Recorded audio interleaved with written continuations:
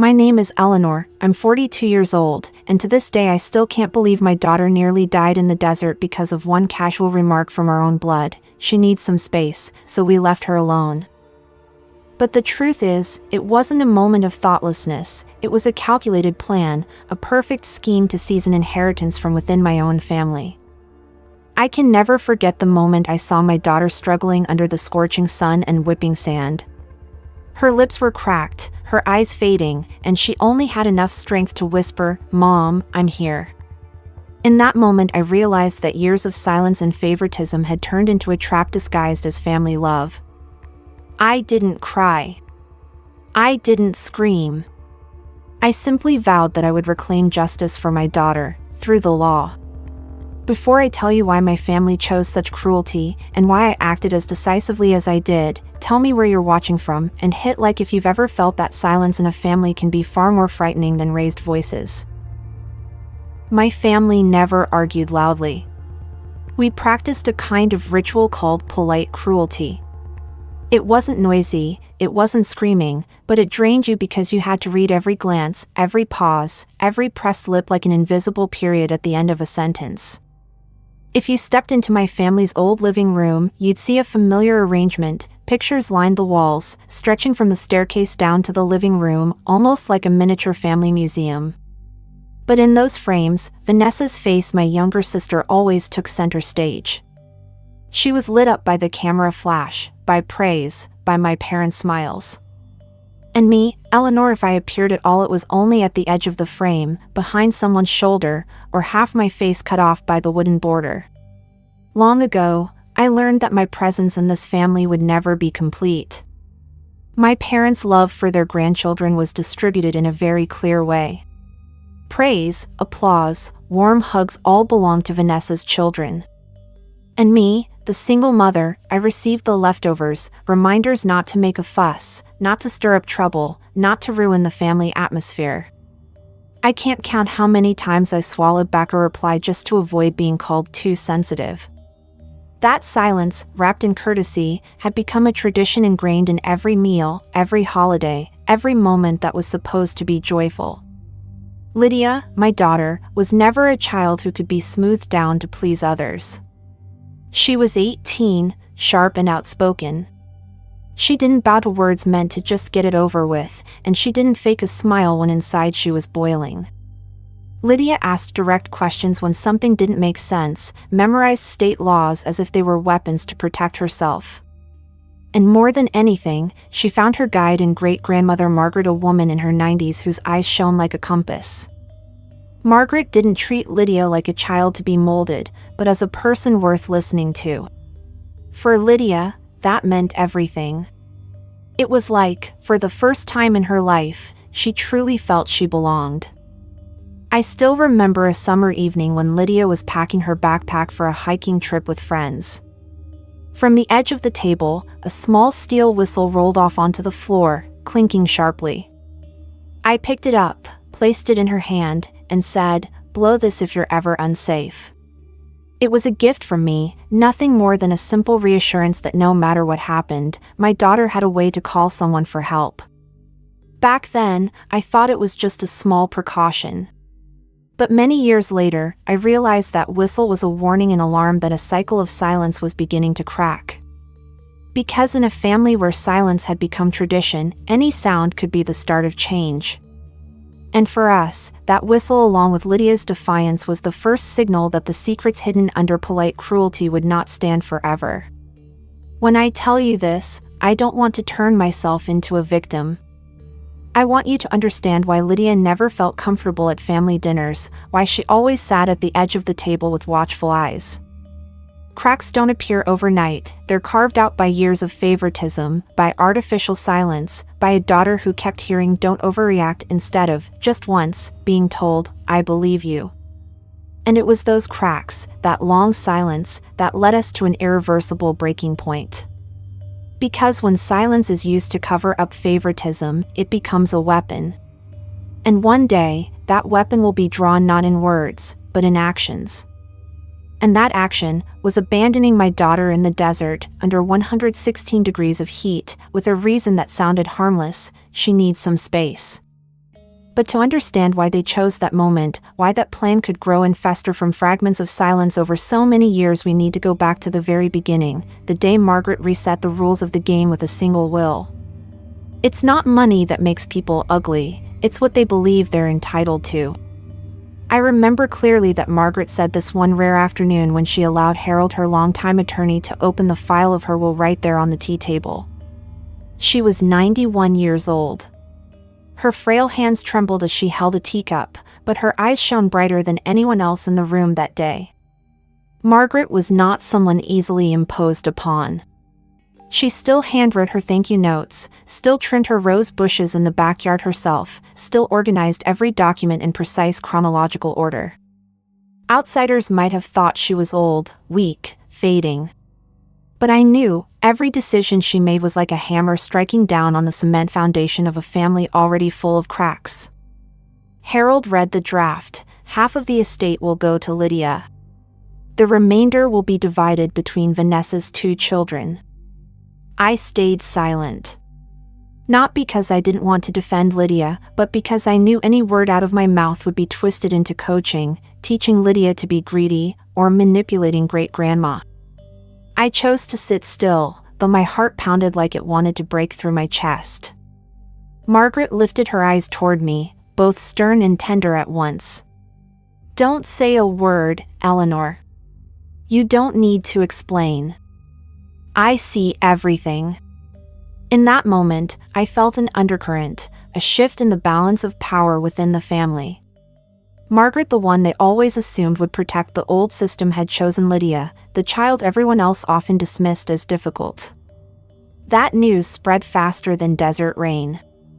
I don't know if Harold slipped, or if the very walls of Margaret's house knew how to leak, but within 3 days, my phone was buzzing nonstop. Vanessa called first, her voice sharp and bitter. "Do you think this is fair? Why does your daughter get more than mine?" I opened my mouth to answer, but she didn't give me a chance. "You definitely influenced her. Lydia is just a kid, what does she know? Don't think you can hide it." I stayed quiet. Because the more I spoke, the more I'd be pulled into a guilty verdict already written for me. Less than an hour later, my mother called. Her tone was softer than Vanessa's but laced with reproach and pity. "You have to understand, Vanessa is struggling. Her marriage is exhausting, her work is hard, she carries a lot. And Lydia, what does she really have? She's just a child. Why can't you give your sister a little more?" I bit my lip and set the phone down. In that moment, I smelled the scorch of something burning. Not from the kitchen but from greed wrapped in family virtue. Something I knew would, sooner or later, burn everything down. That night, Lydia did something rare. She slept with her bedroom door open. Usually she locked it, a habit, a shield against the scrutiny of relatives. But that night, she left it ajar, as if a small flame of hope flickered inside her that maybe, this time, the family would see her differently. And me, I sat alone in the kitchen, turning her smartwatch over and over in my hand. The watch I had given Lydia so I could always keep her within reach, even from a distance. I scrolled through the settings, double-checked the emergency mode, added Daniel's contact, the old friend I knew I could trust. I did it all carefully, deliberately, like a ritual I had rehearsed countless times. A faint beep sounded as I reactivated the low battery alert. Just a short sound, seemingly meaningless. But I didn't know then that it would become a prophecy, a foreshadowing so precise it still chills me.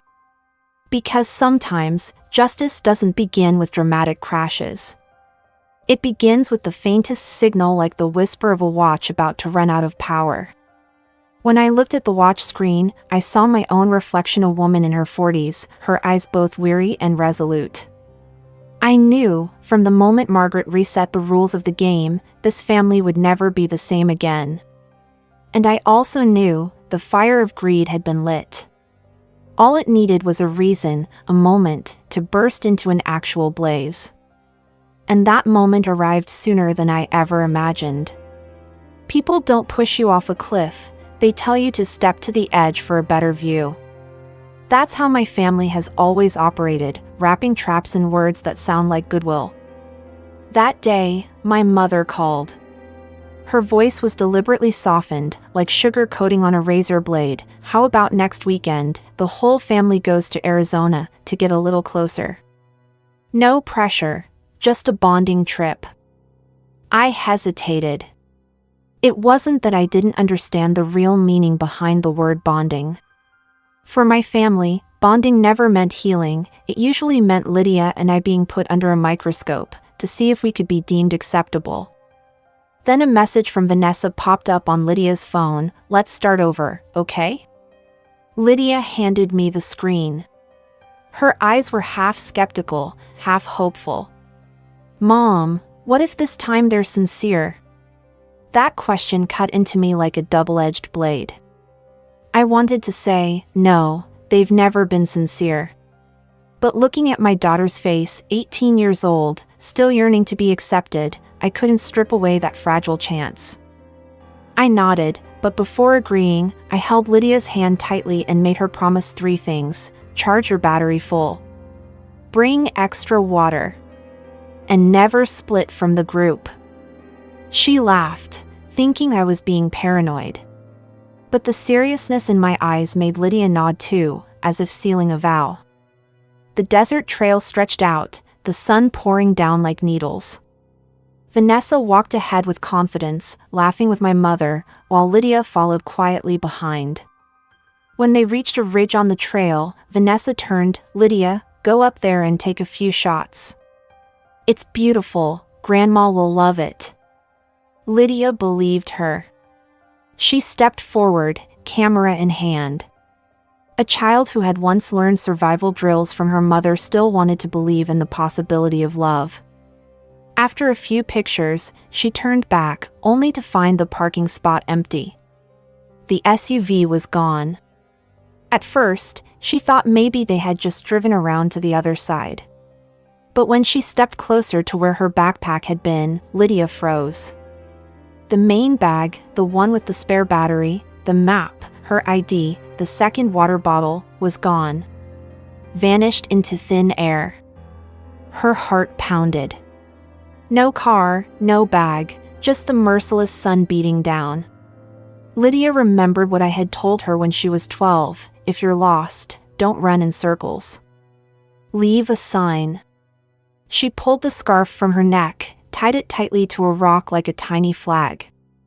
Then she took a scrap of paper, her hands trembling as she wrote a few words, sliding it deep into her sock. My name is Lydia. My family left me behind. Here is my mother's number. She found a rare patch of shade under a rock ledge, leaned back, and rationed every drop of water left in her bottle. Memories of me teaching her how to handle extreme heat came flooding back. Keep your mouth moist, limit movement, wait for rescue. But this time, who was the rescuer? Meanwhile, I was at home, folding laundry into the basket. A faint ding sounded from my phone. I almost ignored it, thinking it was just a random notification. But it was the low battery alert from Lydia's smartwatch. My chest tightened. Lydia never let her battery run low, especially not when traveling. I opened the app. The GPS signal flickered, bouncing once and then stopping right in the middle of the desert, far from any road or town.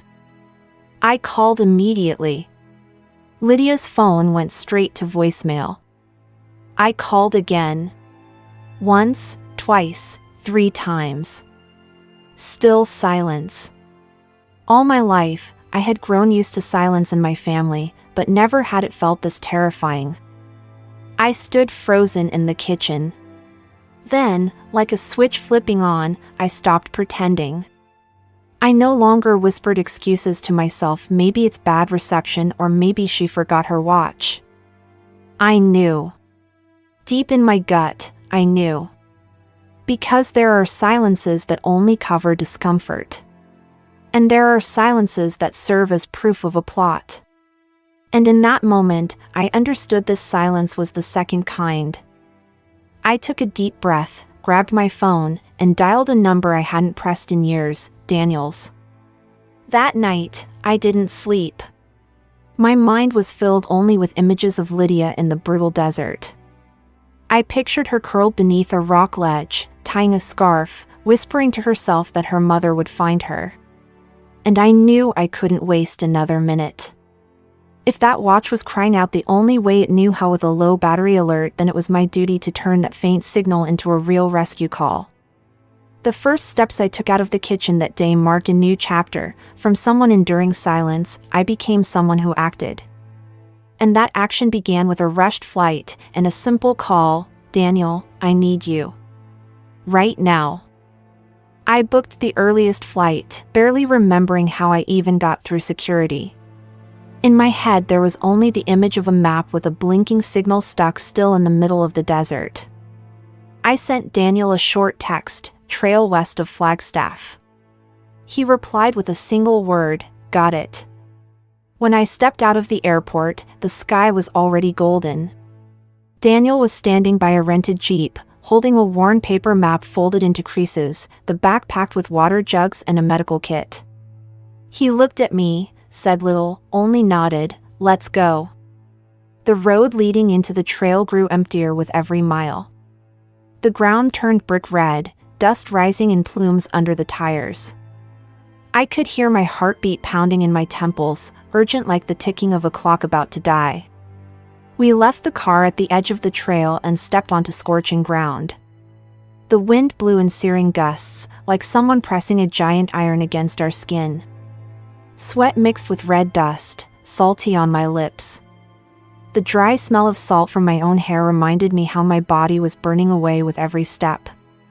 Daniel walked ahead, scanning constantly. He pointed at a scrap of fabric, Lydia's checkered scarf, the one I had seen her wear around her neck. It had been hastily tied to a jagged rock. I dropped to my knees, touching the cloth still damp with sweat. My throat tightened, but Daniel only nodded. She marked it. That means she was still clear-headed. We kept going. The red desert stretched endlessly, so quiet the squeak of boots on rock cut the silence like a blade. A little further on, Daniel picked up a water bottle lying sideways. He shook it, a few drops rolled inside. He pressed it to his lips, then set it down, the water still warm. She only just left this. 2 more hours and the golden window is gone. 2 hours. I clenched my fists so tight my nails pressed crescents into my palms. I would not let myself cry. Every tear now would be wasted strength. I swallowed hard and forced myself forward faster. The sun lowered, but the heat refused to relent. As I scrambled over a steep ledge, I spotted a curled shape beneath the outcrop of a rock. Before thought could even register, my legs moved on their own, racing down. "Lydia!" I screamed hoarsely. She was curled up, her wide-brimmed hat askew. Her lips were cracked, her eyes half open, clouded. When I pulled her into my arms, her skin burned like a stovetop. I counted her heartbeat, exhaling in relief and anguish all at once, still alive. Lydia's voice rasped like a dying gust of wind. "They took my bag on purpose." That sentence fell like a hammer, shattering every denial I had ever tried to soothe myself with. I didn't cry. I didn't scream. I opened a bottle, dripped water into her mouth one slow sip at a time, careful not to shock her. One arm held her close, the other switched her watch back to log mode, saving the GPS location. I took photos of the site, sealed the water bottle, untied the scarf from the rock and packed it carefully as evidence. Daniel crouched beside me, silently handing me gauze, his eyes steady and sharp. He knew what I was doing. This was no longer just a rescue. This was evidence preservation. Because I knew, if tomorrow I only told the story, they would deny it. They would say Lydia wandered off, that the bag fell somewhere, that I was overreacting. But evidence doesn't lie. When I looked down, Lydia's eyelids fluttered, then closed again in exhaustion. I gripped her hand tightly and whispered, "I'm here. You're safe now." And in that moment, I made a decision. This wasn't just a rescue mission. This was the beginning of a war. The road back to the hospital felt endless, but in my mind everything was clear. I would not let Lydia be reduced to an unfortunate accident in their mouths. I would turn every drop of sweat, every trace left on the trail, into a voice. And I knew the next chapter of this story would not be in the desert anymore. It would be in files, in reports, in the data I gathered. So the truth would no longer be buried under hot sand, but laid bare on the cold, bright table of justice. At the hospital, Lydia was still weak, but she was clear enough to sign her first statement. Her hand trembled, the handwriting shaky, but every stroke of blue ink was an unshakable imprint. My family left me behind. I kept that paper, pressed it flat like living proof, because I knew every story of ours had always been twisted with the phrase, "Don't make a big deal out of it." Not this time. I opened my laptop, inserted the memory card from Lydia's camera. The screen flickered with shaky footage, Vanessa leaning in, pointing, her voice sharp and clear, "Go up on that ridge, take some quick shots." Next came the sound of howling wind, and then Lydia's startled whisper, trembling and broken, "Where did they go?" I replayed it in slow motion, listening to each breath, each pounding heartbeat captured by the microphone, like reliving that moment in real time. Then came the GPS data from her watch. Circles repeating, a glowing dot pacing in desperation. 2 hours of stillness. Until my icon, another dot appeared, moving closer, finally merging with hers. Like a digital symphony, a mother finding her child. I saved everything onto 3 hard drives, added passwords, then printed a copy. I left no detail with the slightest chance to be erased or lost. After that, I wrote an email to Harold Margaret's attorney with a plain subject line, "Urgent, desert incident." No rambling explanation, no personal emotion. Just attached files, the video, the GPS log, the hospital intake form, Lydia's written statement, and the text inviting her to Arizona. I knew Harold didn't need me to tell the story. He only needed to see the truth. Next, I called the Flagstaff police office. When a man's voice answered, "Detective Owens here," I spoke immediately, slow and clear, "I have reason to believe my daughter was deliberately abandoned in the desert. I have evidence." I listed them: video, GPS, hospital intake, handwritten statement. Not a single word shook. Owens was silent for a moment, then replied, "Upload everything through the secure link. We'll open a formal case." I hung up and looked around the hospital room. Lydia lay there, pale but breathing more steadily. The 4-pump ticked, steady like a drumbeat, keeping me upright. I didn't text my family. Not a word. I knew their patterns: denial, blame, or twisting it into a misunderstanding. I chose silence, but it wasn't silence of endurance anymore. It was silence of preparation. I took out the family fallout binder, the thick notebook I'd been compiling for years, filled with fragments of memories, snatches of dialogue, cracks in the family wall. I added a new tab. I named it Desert. At the bottom, I wrote a single line: "They left her because she was in the way." That night, Lydia was fully awake after her second round of fluids.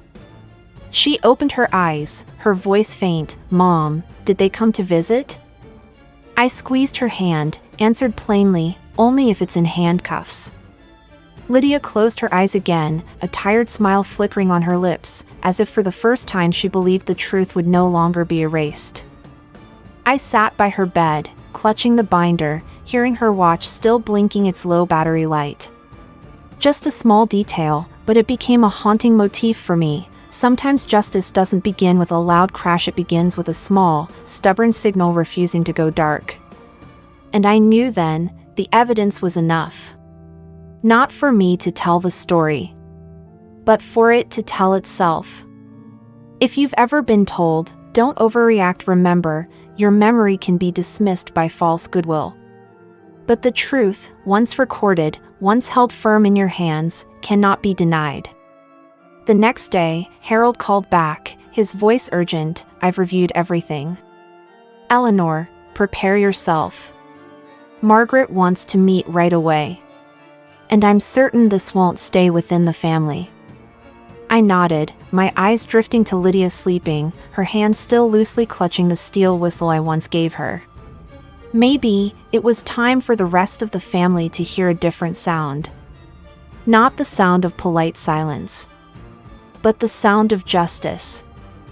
The dining room looked like a magazine spread, the stench of hypocrisy thick as burnt butter.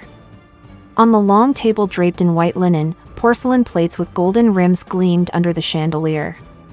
Pastries were arranged delicately, red wine shimmering in crystal glasses. But no one truly touched the food. They only tapped their knives and forks to pretend, to create some sound to cover the silence stretched tight like a string about to snap.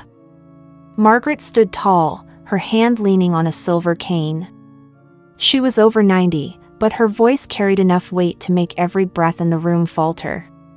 "Some of you tried to destroy what I love, just for money. You will not succeed." I sat beside Lydia. Her hand trembled slightly under the table, but her eyes remained calm, unflinching. She stared directly at her grandmother, at Vanessa, at her grandparents, the very people who had chosen to abandon her in the desert. In those eyes, I saw both fear and strength. Vanessa popped open a water bottle, tilted her head back for a sip, then scoffed, "She's making this up." Her voice hissed through her teeth as if everything was just some staged act to draw attention. I didn't reply with words. Instead, I reached into my bag and laid out a stack of documents. First, the GPS screenshot, hopeless circles, 2 hours of stillness in 116 degrees Fahrenheit. Next, the QR code that linked straight to the video. Vanessa's voice, crystal clear, "Go up that ridge, take some quick shots." Finally, I placed down the printed text message inviting Lydia to the so-called bonding trip, with the exact date and time. The sound of paper hitting the table was sharper than the clink of any cutlery. Harold, Margaret's attorney, nodded in acknowledgement. Detective Owens, dressed in a gray suit, opened a folder and set the report firmly on the table. No speech was needed. Their very presence was enough to shift the room, one so fond of saying "don't make a big deal of it," into a silence of another kind, the silence that comes when truth can no longer be denied. Margaret shifted her cane to the other hand, her eyes scanning every face. "I've updated the will. Effective immediately. The entire estate will go to Lydia." The room shattered. My mother went pale, my father sat rigid, his lips pressed so tight they blanched. Vanessa shot to her feet, her chair crashing backward. "You can't do that. She's just a child. She's manipulating everyone." I raised my head, my voice steady but cutting, every word slicing through the air. "You call it getting lost. The desert calls it attempted murder." The sentence hung in the dining room heavier than the crystal chandelier above. Lydia sat still, her eyes wide, as if hearing justice named out loud for the first time, not in whispers and excuses, but in undeniable truth. I squeezed her hand gently, whispering, "You don't have to carry this alone anymore." Vanessa tried to protest again, but Detective Owens placed his hand on the file, his voice deep and resolute. "Mrs. Margaret has the right to decide her estate. As for the incident in Arizona, we already have enough evidence to expand this into a criminal investigation. Everything will go before the court." The entire room sank into a suffocating silence. No one dared to invoke the phrase "but we're family" anymore. What they once wielded as a weapon had turned into shackles binding them instead. Margaret ended it with a single sentence, sharp as a hammer strike, "Anyone who tries to harm my blood is no family of mine."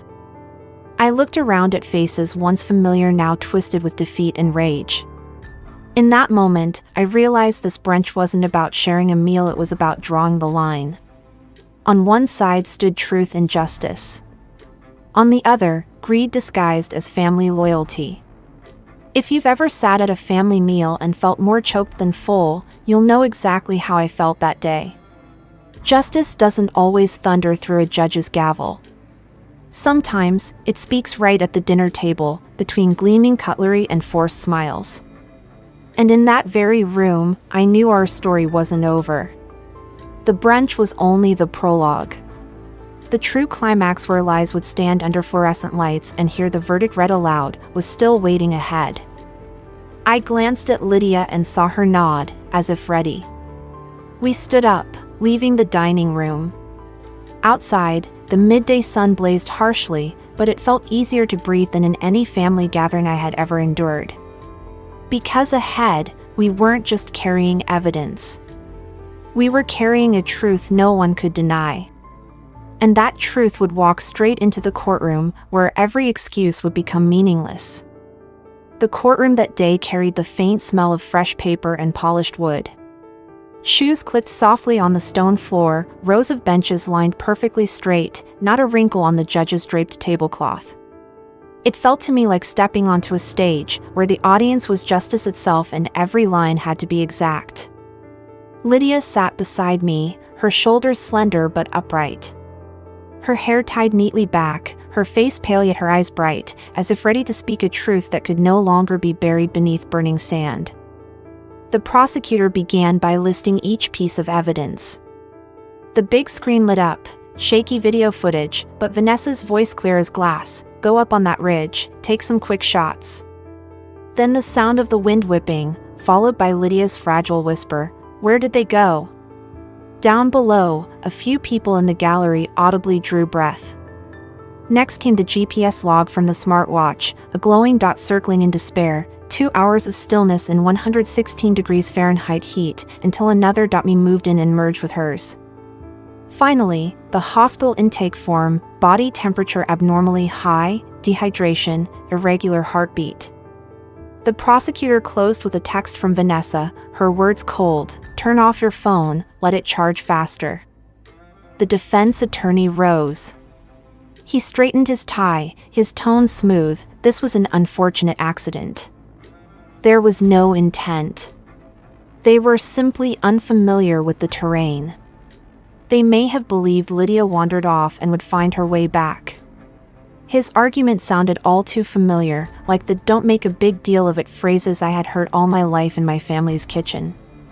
Detective Owen sat in the witness chair, his voice deep and firm. 2 hours of stillness in 116 degrees Fahrenheit heat is not a misunderstanding. It is calculated abandonment. The entire room fell silent, the only sound the soft tap of the clerk's pen against her notebook. Then it was Lydia's turn. She stood, walked to the stand. Her voice trembled at first, but quickly steadied. They never planned to come back. They took my emergency bag. They told me to go ahead, and then they left. No tears, no theatrics. That calmness weighed heavier on the room than any sob could. I sat below, my heart breaking and swelling at once, seeing my daughter become a living witness no one could deny. When the judge signaled me, I stood. I knew I had only seconds, and I was ready. I spoke 47 words, no more. I arrived just in time so that the attempt never had the chance to become a murder. Had I been 2 hours later, Lydia would not be sitting here. And we would not be talking about a will, but about a funeral. I saw some people flinch, as if hearing the act named correctly for the first time. At last, the judge's voice rang out, steady but striking like a hammer on stone. This conduct constitutes attempted murder and interference with a legal trust. He continued, sentence, Vanessa, 12 years in prison, no parole for the first 6. The grandparents, 8 years each. The gavel struck 3 times. Each blow felt like the ticking hands of Lydia's watch turning from red to green, from peril to survival. I squeezed her hand tight, knowing that finally, justice was no longer an abstract idea, it was concrete, measurable, counted in years, written in judgment. Across the aisle, Vanessa hung her head, my parents turned pale. But none of it mattered anymore. For the first time in years, I no longer felt the need to strain to prove anything to them. The truth had proven itself. If you're still listening at this point, I only want to remind you, don't let anyone tell you but their family as an excuse to lessen a crime. Blood ties are not a shield from justice. And the truth, once revealed, will always be stronger than any false bond. My story didn't end in that courtroom. Because justice on paper was only the beginning. The real journey, the healing of wounds carved by silence, was just starting. And that is what awaited us in the next chapter. There are days when peace feels like a luxury. After the trial, we returned home to a different kind of atmosphere. Not the tense silence we had known, but a softer quiet, as if the house itself was learning how to breathe again with us. Lydia chose therapy. She told me with a steady voice, "This time I don't have to protect you from your pain anymore." I listened, and I knew it was a sign that she had begun reclaiming her right to simply be a child, not carry the role of protecting an adult. I also learned to change. I trained myself not to jolt awake every time a door creaked. I practiced leaving the door open, letting the morning light seep in, touching the invisible scars we both carried. Our wounds didn't vanish overnight, but light had started to filter through the cracks. We created a new tradition. No more family meals wrapped in polite hypocrisy. Instead, each year, around the same time, Lydia and I would return to a trail. We carried extra water, extra batteries, and tied a scarf to a rock, like placing a bookmark in a chapter finished, ready to turn the page. Each time, I saw Lydia grow a little stronger, stand a little taller, and I felt more certain that the old cycle had truly ended. One morning, at the edge of the desert, Lydia pulled the steel whistle from her pocket. She didn't blow it out of fear. She blew it just to hear the echo answer back, like a simple test for herself. My sound is still answered. I watched her, saw a soft smile spread across her face. It was no longer the forced smile she wore at family gatherings, but a real one, the smile of someone who knows she is heard. I don't tell anyone to forgive. Forgiveness is a private path, and not everyone has to walk it. I chose another word, boundaries. Inside those boundaries, love doesn't need permission, doesn't need proof. It exists naturally, abundantly. Outside them, silence will no longer be a weapon, no longer a cloak for abuse or favoritism. If you're still listening at this point, perhaps you understand our feeling. Peace isn't a gift handed down, it's the result of standing up, of daring to say enough. And sometimes, a small whistle, a simple echo in return, is enough to remind you that you deserve to be safe. Lydia and I keep living not perfect, but real. And with each return to the desert, once a place of betrayal, we turn it into a reminder: no one, no scheme, can ever extinguish the call of life. And from that journey, we stepped into the final part, where I want to leave you with a message and a gentle reminder: justice doesn't only live in verdicts, but in your daily choice to keep love in and cut out the toxic silence from your life. Late at night, under the soft glow of the kitchen light, I placed on the table two things that had stayed with us through it all: the steel whistle and the empty water bottle. They looked ordinary, but to me and Lydia, they were symbols of boundaries. The whistle had blown to remind us that my daughter deserved to be heard. The empty bottle had reminded us that life is so fragile it cannot be treated as a pawn in a game of power. I looked at them and told myself, sometimes justice is a verdict read out in a courtroom, but often, justice is simply no longer having to sit in a room where everyone already assumes you're the troublemaker. Margaret goes to bed earlier now. But before closing her eyes, she whispered to me a short sentence, soft as cotton: "You've reset the rules of this family." I understood she wasn't talking about the will, but about something larger: the shift in the family's cycle of silence. I've never believed in perfectly neat endings. I believe in boundaries. On this side of the line, my daughter sits stacking 3 stones in a row, laughing, as if rewriting the definition of youth after days that almost got stolen from her. On the other side, anyone who wants to step into our lives will have to leave their shoes at the doormat, a clear sign that no one brings in the dirt of falsehood or toxic silence again. If you're still watching this far, I want to tell you this: every family has its silences. But not all silences mean peace. Sometimes, the silence that lingers is the very thing that hides the wounds. And each of us has the right to decide where that cycle ends. If this story touched you in some way, in a scene, a sentence, or just a memory of polite cruelty in your own family, leave a line in the comments. It could simply be, "I said enough too." And if you want to hear more stories where silence is no longer a shield for abuse or favoritism, stay with this channel. Not to nurture hatred, but to remind one another that the cycle ends exactly where we stand tall, face the truth, and call it by its name.